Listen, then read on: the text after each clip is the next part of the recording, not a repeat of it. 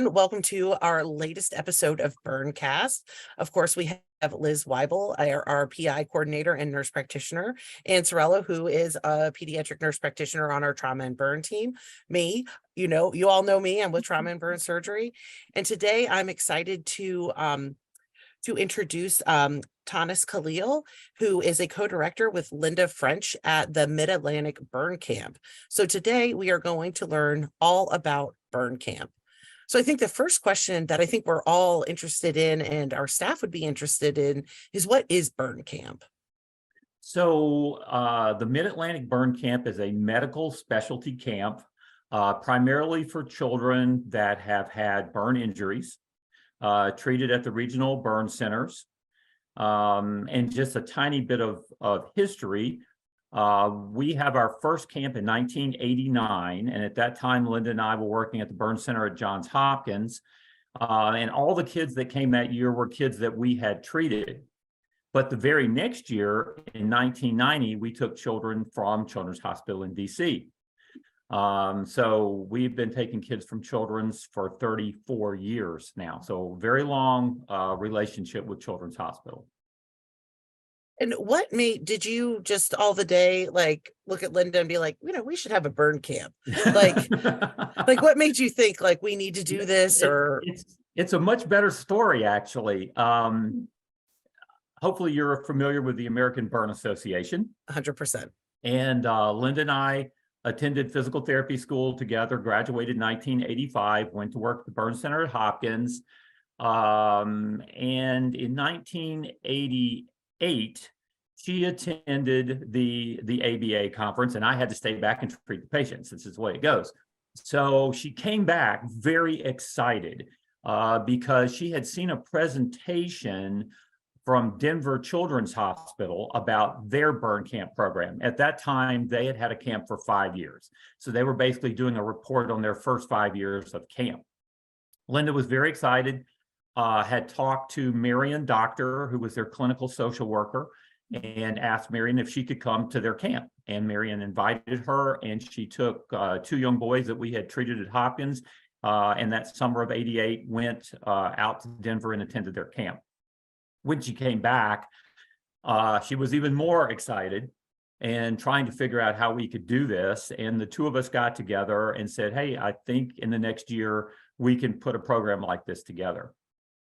So as I said earlier, in the summer of 1989, we held our first camp at that time on the Eastern Shore of Maryland. And it was just kids from Hopkins. But then again, starting in our second year, we had reached out to Children's Hospital in DC, and we'd also reached out to the pediatric burn centers in Philadelphia and began taking children from both Washington and the Philadelphia area. And then over the next several years, pretty much grew it into a regional program. How many kids did you have the first year? The first year we had 17. Okay. And how many did you have last year? Well, last year we had 36. Okay. It's been an interesting trajectory on children. Our all-time high was actually 82. Wow. At camp. That's a lot of kids at camp. So camp steadily grew. Yes, it was. It was a lot of kids at camp. Camp steadily grew from 17 to 82 over about a 10 to 15 year period. And then it actually began to decline a little each year. And this has been a national trend. And the good news is there are fewer kids getting burned. And the severity of burns is less overall. Now, we all still see those big burns every now and then.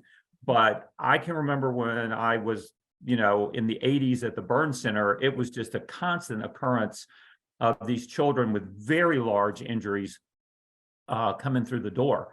You just don't see that anymore, which is fantastic. So our numbers have declined along with everybody else's numbers across the country. And we see that as a positive trend, but there's still a need. So 34 years of burn camp. And how long is burn camp? Is it a day, a week? It's a 1 week camp. It's a 1 week sleepaway camp. Our current location, which we've been at for many years now, is near Harrisonburg, Virginia. We actually utilize 2 camps that are very close to each other. Camp Brethren Woods is the property where we actually live and run all of our own internal programs. And we can talk about programs a little later, get a better idea of what goes on at Burn Camp. And then right down the road, about 2 miles away, is a very large camp called Camp Horizons, where we were many years ago when we first arrived down in Virginia, which was in year 4. So you can see how 30 years ago. And they provide our horseback riding, all of our adventure programs, and all of our in and around transportation. And the problem we had is Camp Horizons just was too successful. They grew into this huge camp where they had 500 kids a week in their camp. And our camp was dwarfed, and we wanted to have the whole property to ourselves. And so their accountants basically said, this is not a sustainable model. So we moved just down the street 10, 12 years ago, and it's been really great. Camp Brethren Woods is basically a church camp, but we get the whole property. We get everything there. It's the right size for us. They love us. We love them. And we've had a very good relationship with them. And as I said, Camp Horizons, with all their resources, are still supporting us through all these years. Oh, that's awesome. So can you tell me like what a day in the life of a camper is? A day in the life of a camper. Okay. Well, a little bit about how we organize children, and that will help you to explain. So we organize by age groups. So our youngest kids are usually sometimes 7, but mostly 8 years old. So what we call group 1 would be our little kids, our 7 and 8 year old kids. And then we have numbered groups going up, and we put them together that way. That way we can also kind of customize the camp experience to the age of a child. 7-year-olds don't do what 17-year-olds do. It's just not, not the same. Pretty much our youngest kids through age 12 stay on the property for the entire week. Our kids 13 and up have, as I mentioned earlier, some adventure activities. So things like caving, rock climbing, canoeing on the Shenandoah River. We've done hang gliding. We've done all kinds of things with our older kids, and they love that. So a day in the life is up around 7 o'clock. I know that's a turnoff for many kids right there. Up around 7 o'clock, breakfast at 8 o'clock. Every meal is a sit-down family-style meal. Then we have 3 activity periods from 9 to noon. And during those periods, they rotate through a lot of different activities. And we have the typical camp activities. So we have an arts and crafts program. We have a science and nature program. We have a music program, which has been very, very popular. We have a cooking program. Again, been about 10 years of cooking program. We had no idea how popular that was going to be, but extremely popular. We have games. We have swimming. We have horseback riding. We do have a psychosocial program. So we have a full-time psychologist who is someone who works in the public school system with like 30 years of experience. So they're all kids all the time. And they come to camp and they do some very innovative psychosocial work with the kids while we're at camp.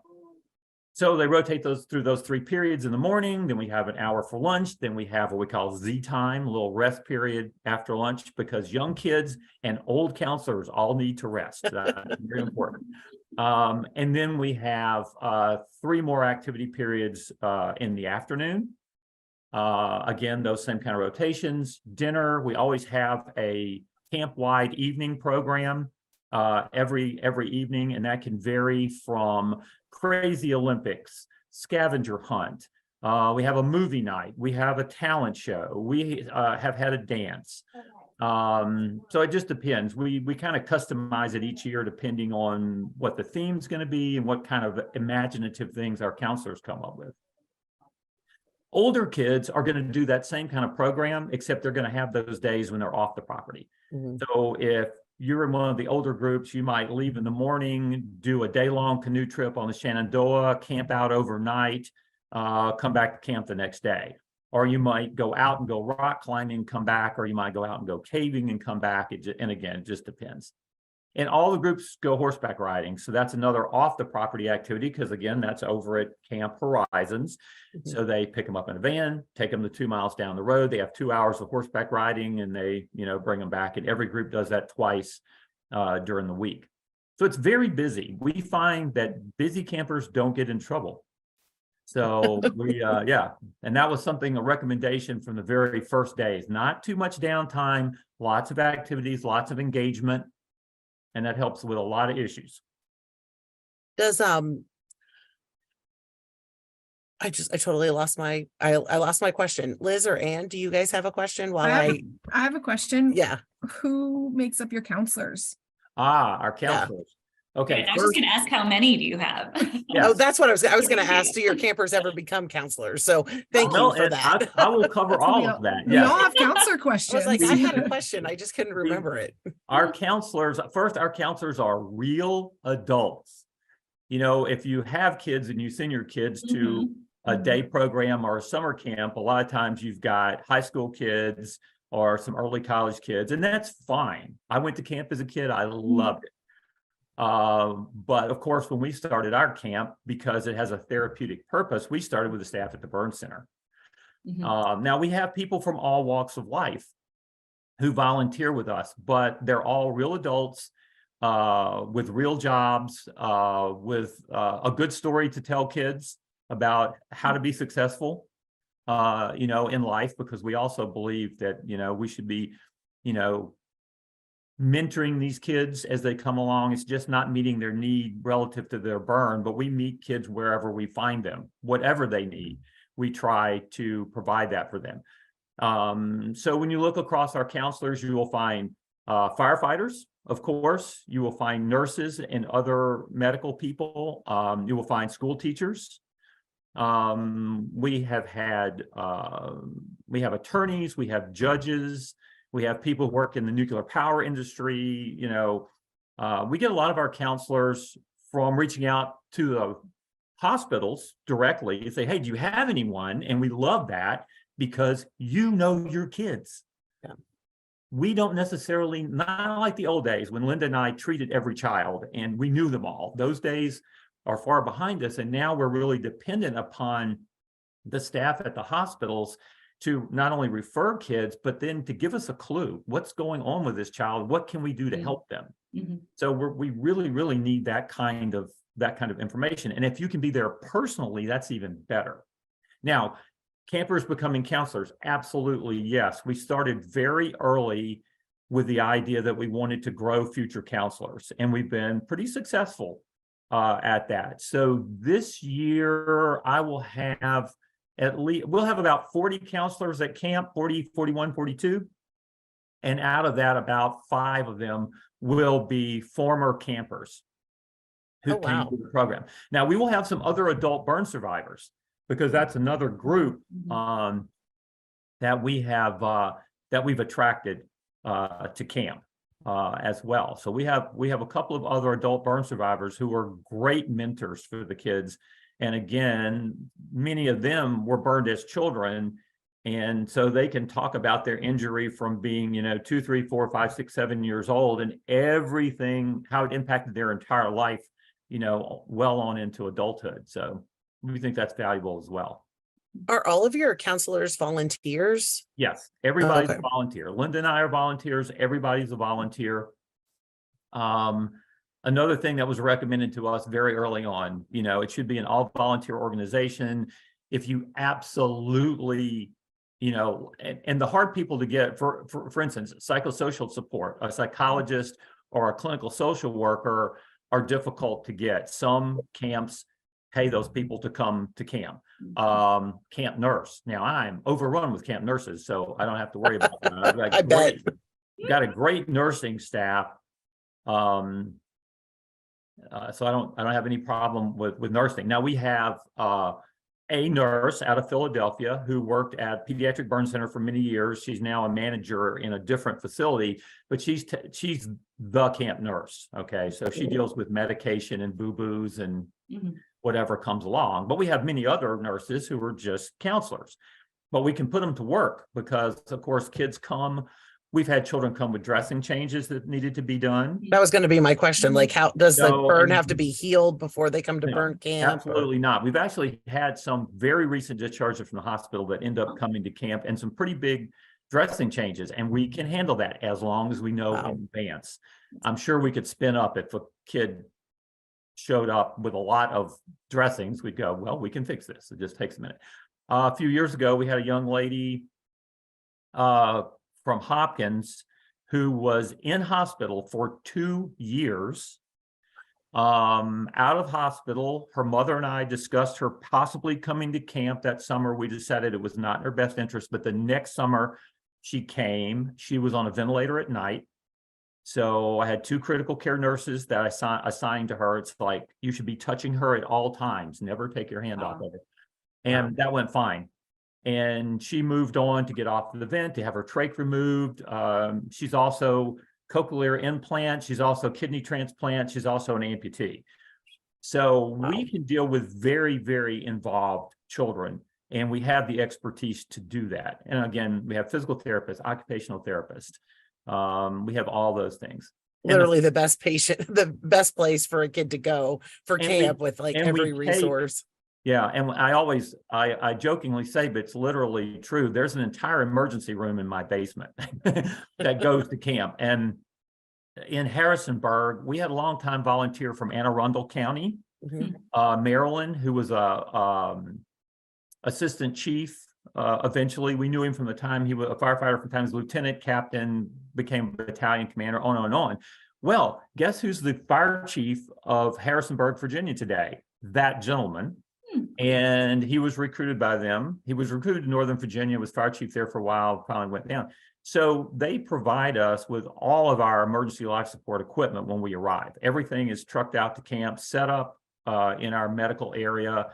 And as we say, if you call from where we are, I don't think of it necessarily as isolated, but if you call an ambulance from there, it can take 40 minutes for them to arrive. So we had to make a decision very early on to be prepared for anything. Now, Yeah. lucky in 35 years, we've never had anything terrible happen, but we're ready. That it's amazing that you have all of those volunteers, and that story about like having ICU nurses for the patient that needed a ventilator overnight. I've never heard of that in a burn camp. Was that the first one, or have you done that like at other times? The first and only ventilator patient that we've had. That really became the issue the first year out. Her mother wanted her to go to camp. She wanted to go to camp. We were willing to provide whatever resources were necessary. Our big limitation, believe it or not, which doesn't sound like it's a big deal, was actually oxygen. So we were in the midst of figuring out how to get that delivered out to camp and maintain it through Like the set whole up, week. right? Set it all up, maintain it through the whole week, which I believe we could have done, but she was just having so many issues in so many areas. And we're like, maybe this is like a bridge too far, Yeah. even for us. And we're pretty good at this. Yeah. But like I said, the second year she came out and just had a wonderful, wonderful time. And has continued to come to camp and grown up. And now she's a teenager and she's doing very, very well. Just another resource story. So year before last, so 2021, the bus arrived at camp. All the kids got off. I'm there, just organizing. Okay, you go to this, Here, you go to yeah. that group, whatever. And our counselors, we all dress up for whatever the theme is when we meet the bus, and it's like a big party when the bus arrives. We're going to get everybody excited about camp. But my physical therapy brain can never turn itself off. So she stepped off the bus with her prosthesis, and I said, make a mental note, something's not right. So it was not till breakfast the next morning, any group of children that has a mobility issue, they get a golf cart. So of course her group gets a golf cart. They drove up to the dining hall and she stepped off the golf cart and I went, nope, not good. So I went over and talked to her. I said, hey, is your leg bothering you? And she said, yeah, it's bothering me. I said, well, later today, Linda and I are going to take a look at it. And she's like, yeah, sure, that'd be good. Well, what we discovered, because I hadn't looked at it the year before when she came, is that she was so sick at the time they did the amputation, they did it bedside. And she had a really misshapen residual limb, which was never revised. And how she was fitting in a prosthesis at all, I have no idea. But she had all of these pressure areas. It was too wet. It's just all these problems. So we did what we could do at camp to deal with these issues. But I called her mother and explained to her about revision surgery and what she needed and what it would do for her. And if there's a best mom in the universe award, this is the best mom in the universe. So before the week was over for camp, she had already arranged for her child to go to Children's Hospital in Cincinnati and have her revision surgery done. And the doctor who was going to do the surgery called me at camp and said, well, I understand you're working with her. Well, kinda. I'm running a summer camp and she's attending, but I've got some expertise in this area. So we had a discussion about what I thought needed to be done. And he said, well, she's coming like in 2 days or 3 days. And so they drove to Cincinnati. She was evaluated. So she was out of camp on Saturday, in Cincinnati by Monday or Tuesday, had surgery on Thursday. He sent me pictures, intraoperative pictures of like pre and post. And then of course, after that, she had to be fitted with a new prosthesis. And it's just been phenomenal how much it's improved her mobility and has staved off future issues, because she eventually was going to have skin breakdown and possible infections and other things that were going to happen. Wow. So we intervene wherever we can to get a positive outcome, for kids. And we've done the same thing with prosthesis for other kids in the past, and refitting with wheelchairs. And yes, kids can come to camp, and if they're in a wheelchair, they can come to camp. If they have any kind of assistive device, they can come to camp. We'll accommodate all of that. Is there a certain percentage that a child has to be burned for them to come to burn camp? No, but a really, really important question, because I get this all the time. So if you were looking at criteria to come to burn camp, of course, the first thing would be they have some kind of burn injury. Now I'm going to caveat that, because we have kids who come to camp who are horse bites, dog bites, motorcycle accidents. Why? They all have the same issues. They all have scars. They all have psychosocial issues. They all wear pressure garments. Any child that falls in that category, burn camp's almost a misnomer. If we hadn't started a burn center, we might have named it something else, but it's probably 90% plus of the kids are actual burns. But that's something else to keep in mind. If you have kids with other trauma that you think would be appropriate, please refer them. We would be happy to have them. Wow, that's I did not know that. Liz, Ann, did you guys know that? No, and most people don't think. No. Most people don't think about it, but I'm sure at your hospital you treat kids with a lot of other trauma. Oh, Yeah, it 100%, makes a especially lot of the dog sense. bites. Yeah. Is Sure. Oh yeah, yeah. So, but just the burns alone. So the child has a burn injury that results in a scar of any kind that appears to be an issue for them or could be an issue for them. So it can actually be a pretty small total body surface area burn. I've had kids as small as 2% come to camp. Again, a story from the very beginning when we weren't as smart as we are now. Had a young man, 10 years old, came in. He raced motorbikes, dirt bikes.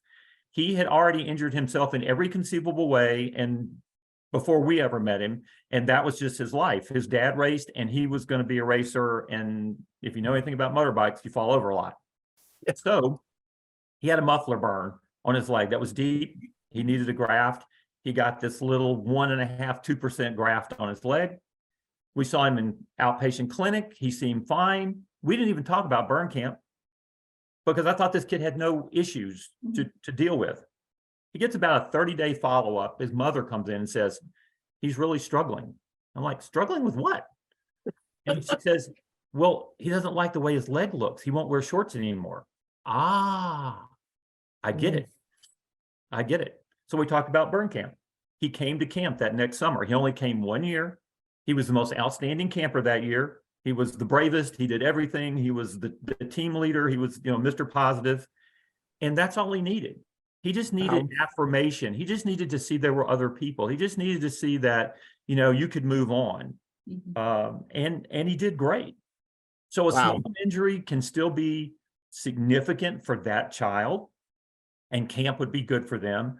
And then, of course, any kid who's going to have ongoing issues, they are eventually going to need reconstructive surgery, or they've got visible scars, face, hands, things like that, where they're going to have to deal with all the psychosocial issues, perhaps for the rest of their life. We can really benefit those kids a lot.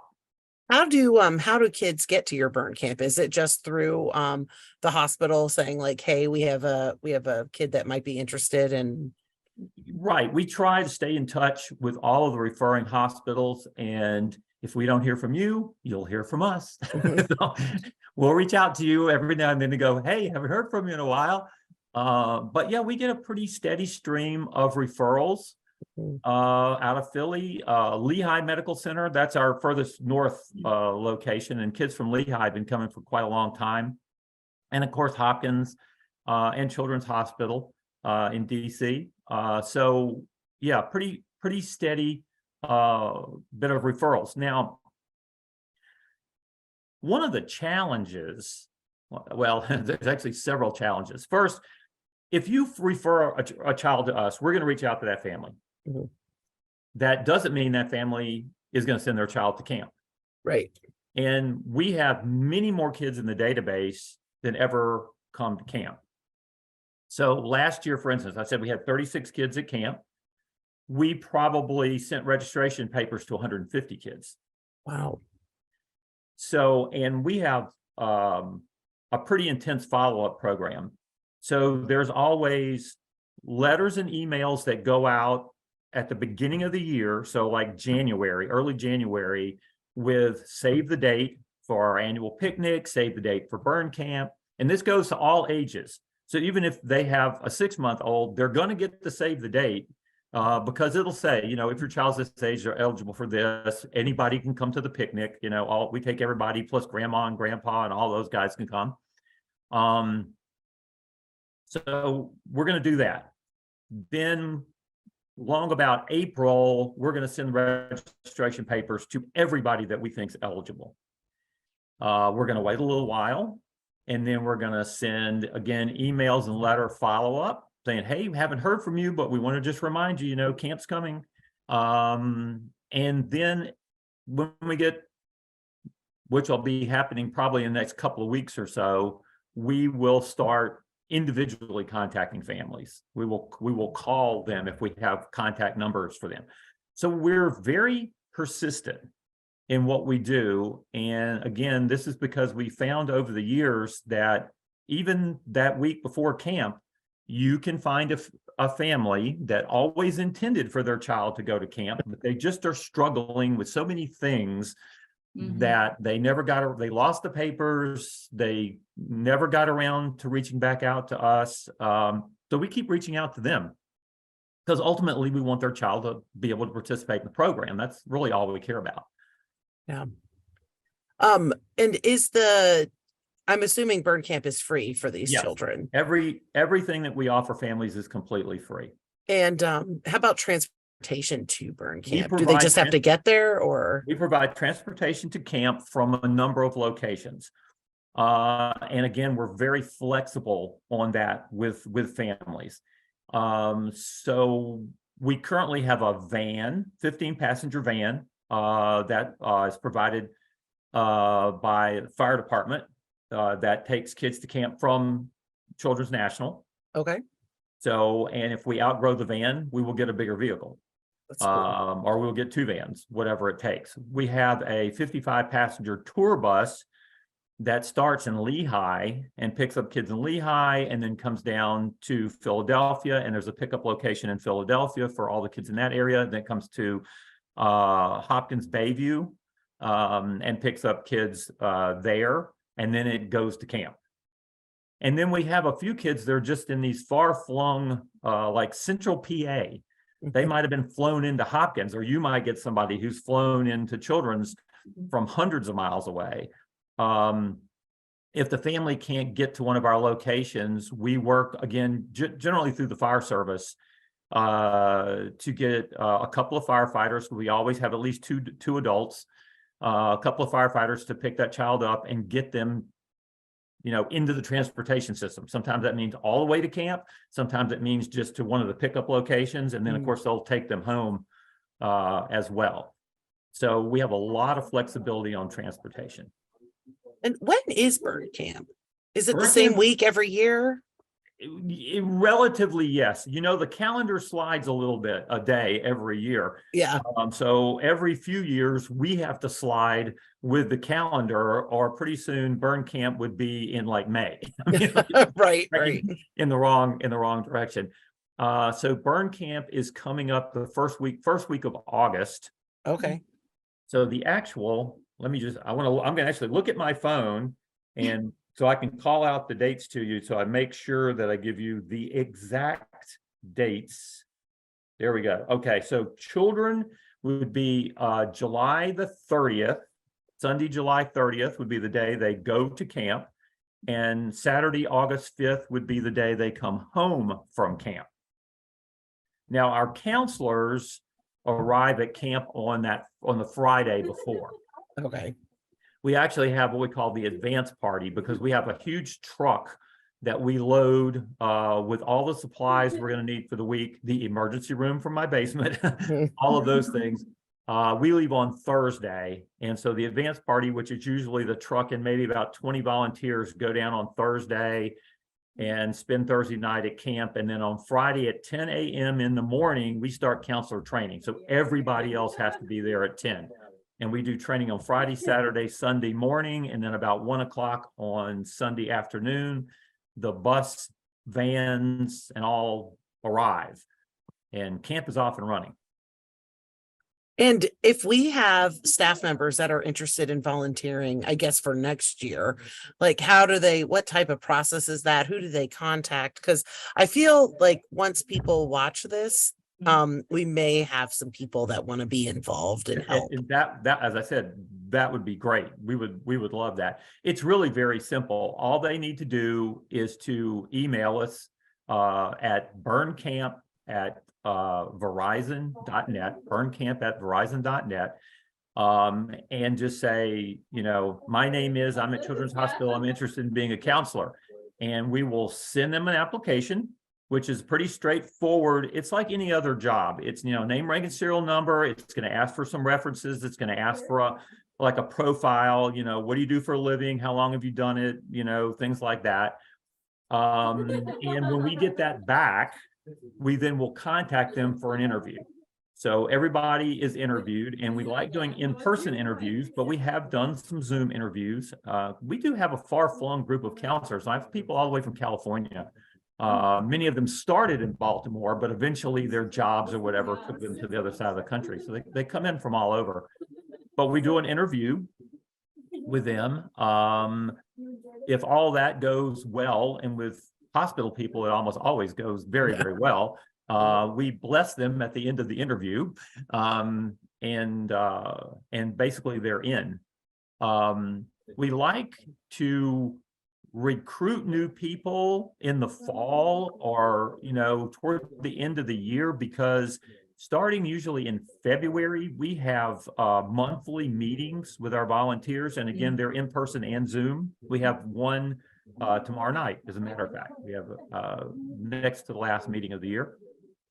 So we want to include them in that as early as possible, because one of the most valuable things about our counselors, it's great if they come to camp, but for everybody who comes to camp, I've got 2 people who've done camp before that don't do camp anymore for a variety of reasons, but we still need their brains.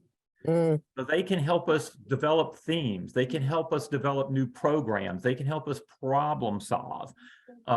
So we like to get people involved very early so that we can get maximum benefit of their brain.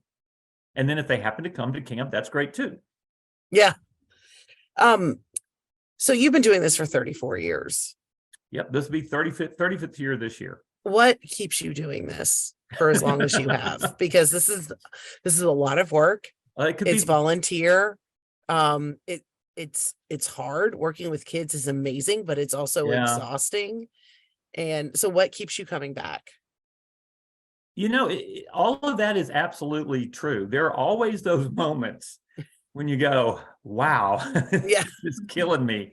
But it's just the devotion to the children. And for me personally, I mean, everybody's got their own story, but for me personally, I always felt very lucky as a child.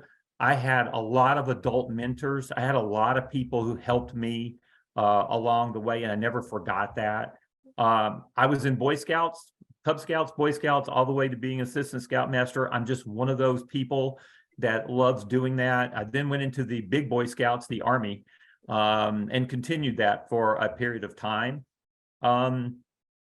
I always felt exceedingly lucky to my first job out of PT school was at the Burn Center at Johns Hopkins, and just learned so much. And again, wonderful people working there that inspired me. And then the people I met through the American Burn Association, people like Marion Doctor at Children's Hospital in Denver.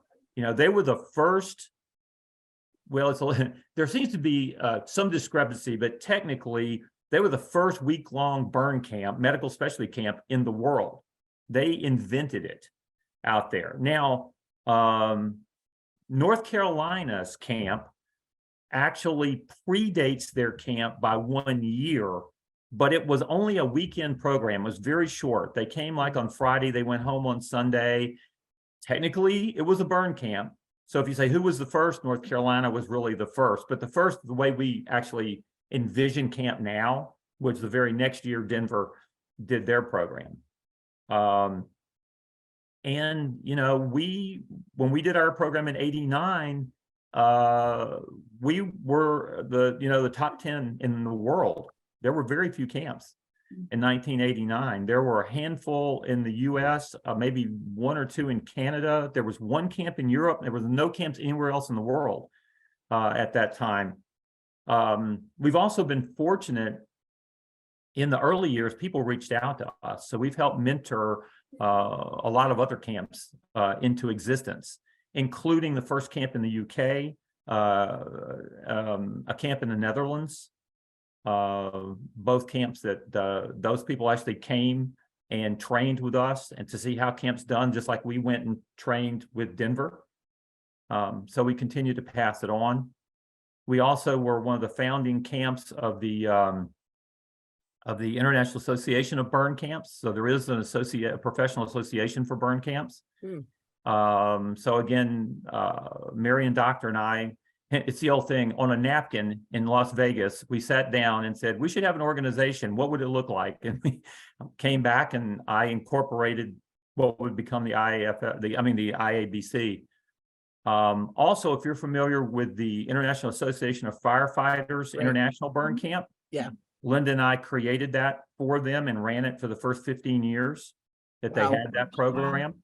So we've had a lot of opportunities presented to us because we've done this program, and our kids have benefited from all those connections as well. So the things that we've done to help grow burn camps has also enriched our own camp and given more resources for our kids. For instance, they all go to the international camp the IAFF runs in DC.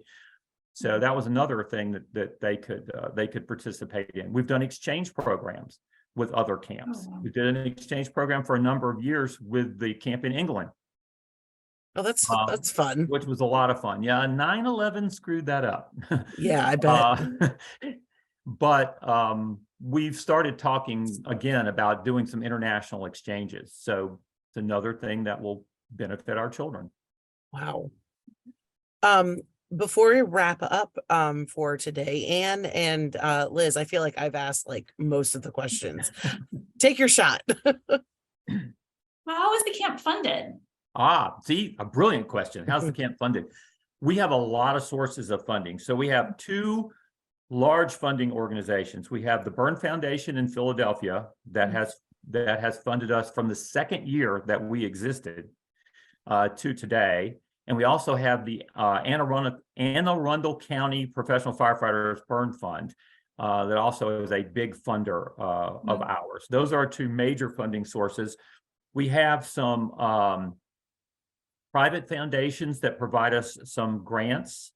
We have some many individuals who fund us. And I mean, that runs the gamut literally from the $20 donation to the $5,000 to $10,000 donation. So we've attracted a lot of support over the years, and we're very, very fortunate. I've never had to have a spaghetti dinner. I have never had No bingo? never had to do bingo. Yeah, exactly. Oh, big man, deal. bingo. No Yeah. big sales. So, right from the very beginning, we were very, very fortunate that these organizations took an interest in us and have stuck with us through, 3.5 decades of time. Wow. What is the average number of camps that a camper usually attends? Like, do you see more of the patients who are, campers who come for 1 year and that's their 1 year? Do you see people who are there for 4 or 5 years in a Like row? how many Or, times? how many times to camp? how many times do you see on I say, average, do you think? fortunately, our kids come and stay with us. Really? There's a trend in the camping industry that's been going on for a while now of losing teenagers. So younger kids go to camp mainly because their parents make them. Now we're just talking about general camps now. And then once they get to that point where you can't make me anymore, they go, but I don't want to go to camp. I want to stay home and hang out with my friends and whatever. And that's been a problem for the camping industry. And we belong to the American Camps Association. So we attend some of their training. We get their newsletters, all those things. So we see these trends going on. We don't have that problem. Kids who come to us tend to come back every single year until they age out, unless something intervenes. And I mean, there are interventions. One intervention that happens with some teenagers is they get jobs. And some of them need to get a job because it helps to support their family. So they can't come to camp because they're working. So that's just a real world thing. Or a few of them sports. If they become, a fairly high level player in something that happens that during the summer, then they're in travel, whatever, name your thing, lacrosse, soccer. And see, I see that as a positive. Yeah. Camp is Definitely. camp is not an end in itself. Yeah. Camp is a vehicle to a better life. We love it when they move on in a positive way. Yeah. What really kills us is when we have that child that we know needs to come to camp and we just can't communicate with the family anymore. They've come a few years and then they move, we lose track of them. They don't answer any of our, any of the outreach that we have. And sometimes they end up aging out and we haven't seen them in several years. And we always wonder, well, what happened to that child? Because we don't always know. But kids who come tend to stay all the way through, and then they tend to want to come back and be counselors, which there are. Again, in the early years, we tried to take anybody and bring them back to camp a few more years, and because we said they needed it. We learned this was a mistake. Actually, there are some people cut out to be counselors and some people who are not. And the knots, there are other programs for them. We always refer everybody to the Phoenix Society, for ongoing peer support and all the wonderful programs that they run. They run programs for kids, but mainly for adults. We've done a young adults camp. We haven't done one in a few years since before COVID, but we probably will bring that back in the near future. So that's another thing that we provide. We have a winter camp. So we take our 15, 16, 17-year-olds up to the Poconos for a long weekend, and we work on educational plans and just adulting with them, and we go skiing. So This is awesome. Yeah. We have our picnic, which is coming up this next Sunday afternoon, Baltimore, Washington annual picnic. It's been on for 30 years. And I think I sent invitation to you guys. You absolutely did. I did hear back. I know it was kind of a little bit of short notice, but I'll keep you I'll get you coded in the database so you get it months in advance. Yes. Keep us Yeah, on the definitely. list. Yep. Because that's a great vehicle for new families in particular. They can come out and meet us and meet the other families and meet the kids and get a little taste of what camp's about. It calms their fears of sending their kids off with strangers to another state. Yeah, Often definitely. think about that. Yeah. Just give me, you don't know me, but just give me your kid. I'm going to take them to Virginia.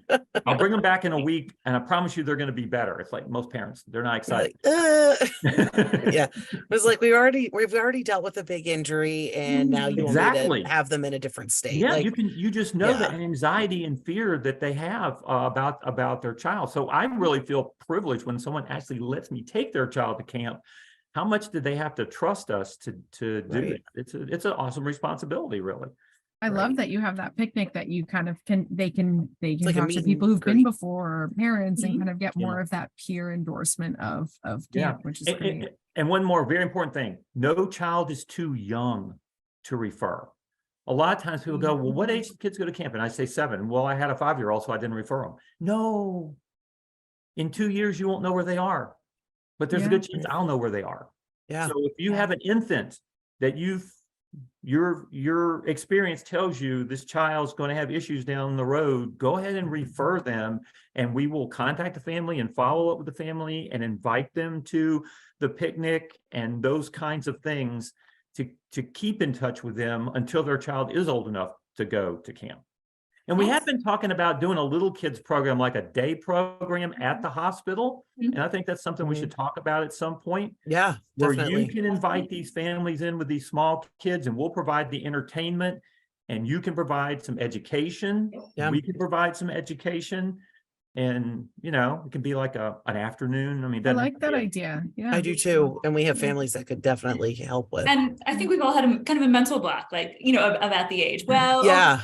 this patient or this patient's perfect. Yeah, they're This 4, but they're just 10-year-old, too I would young. never think about referring a toddler. Yeah, And they're- that's they Yeah. can. They are so, yeah, that's never. our population. It's Yeah, like, never too young, and really never too old in a way. And by that, I mean, if you have a 16-year-old or a 17-year-old and they're not going to age out before the next camp, I would still refer them and let us talk to them. Because I have had 17-year-olds come to camp. They only came 1 year because they aged out, but come to camp.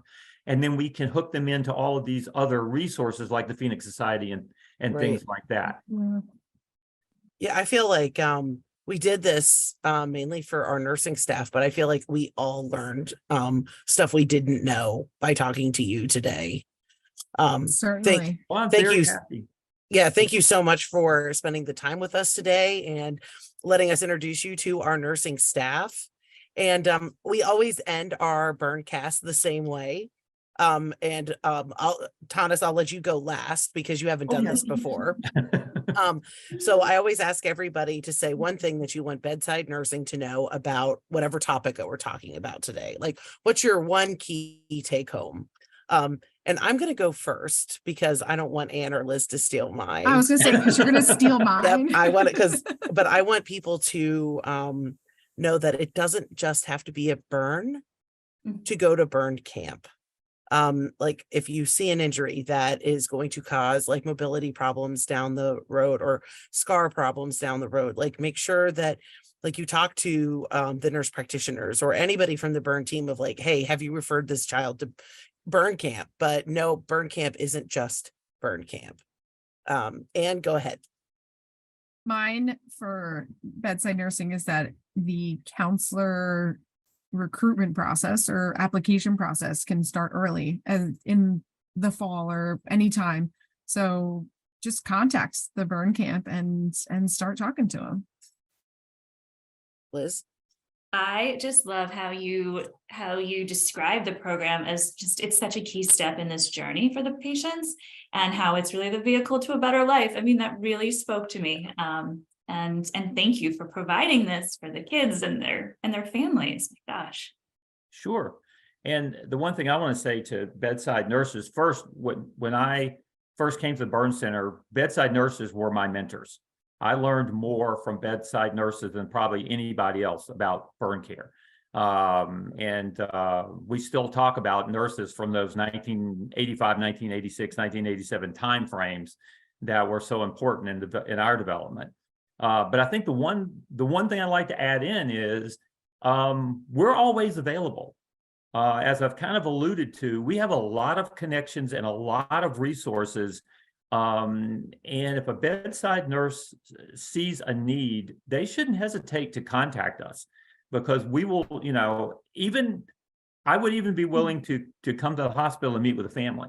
I mean, that's not too much to ask. I could come down, or Linda could come down and meet with them and talk about it. And I think for some of your bigger burns, your kids are going to be there long term, and the families are just struggling. One more positive thing could be good for them, and we could come in and be a really positive discussion with them about that. And having watched kids for 35 years go from coming off a helicopter to having extremely successful lives, I think I can speak to that whole continuum about, hope for the future.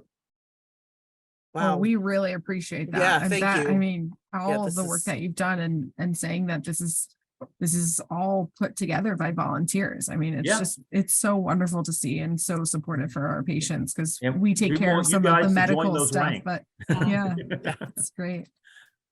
Well, thank you so much. You're welcome. I've really, really enjoyed this. Thank you so much. Thank you.